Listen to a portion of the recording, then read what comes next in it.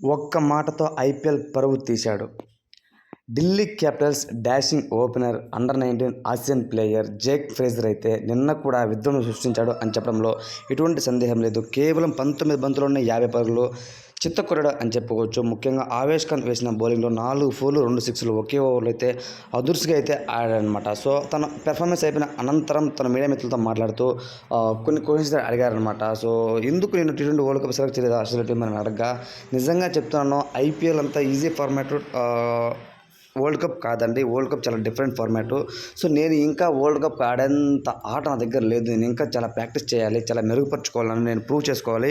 అప్పుడు నేను నాకు T20 వరల్డ్ కప్లో ఆడే అవకాశం దక్కుతుంది. సో ఇప్పటికైతే ఈ పొట్టి ఫార్మాట్లో T20లో యొక్క ఐపీఎల్ వేరే, సో దాని తర్వాత వరల్డ్ కప్ వేరే అని తను చెప్పినప్పుడు అందరూ కూడా షాక్ గురయ్యారు. మన ఇండియన్స్ ఏమో ఐపీఎల్లో ఏవైతే బాగా పెర్ఫామ్ చేస్తారో వాళ్ళనే సెలెక్ట్ చేస్తారో, కానీ ఆసియన్ ప్లేయర్ అండర్-19 సూపర్ ఫామ్లో ఉన్నటువంటి జేక్ ఫ్రేజర్ మాత్రం ఐపీఎల్ అయితే ఒక కామెడీ పీస్ లాగా తీసిపడేయడం నిజంగా ఐపీఎల్ ఫ్యాన్స్ అందరినీ కూడా చాలా వరకు షాక్లో గురిచేసింది అని చెప్పుకోవచ్చు. ఎందుకంటే ఫ్రెండ్స్, ఐపీఎల్ చాలా మంచిగా ఎవరైతే పెర్ఫామ్ చేస్తారో వాళ్ళే సెలెక్ట్ చేస్తూ ఉంటారు. ఐపీఎల్ అనేది ఒక మంచి ప్లాట్ఫామ్గా గుర్తిస్తారు అందరూ కూడాను. సో ఆ ఐపీఎల్ ద్వారానే చాలామంది యంగ్ ప్లేయర్స్ అయితే వచ్చారనమాట. శుభ్మన్ గిల్ కానివ్వచ్చు, యశస్వి జైస్వాల్, జస్ప్రీత్ బుమ్రా. సో ఇలా ఒకరు ఇద్దరు కాదండి, చాలామంది ఐపీఎల్ చూసి మనం అందరం వాళ్ళని సెలెక్ట్ చేస్తూ వచ్చాం. హర్షదీప్ సింగ్ కానివ్వచ్చు.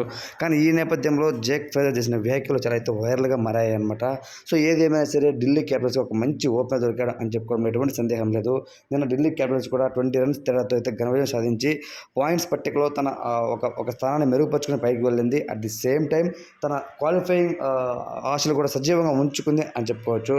సో ఒక రకంగా చెప్పాలంటే జేక్ ఫ్రేజర్ ఢిల్లీ క్యాపిటల్స్లో 2 వికెట్స్ తర్వాత వచ్చేవాడు.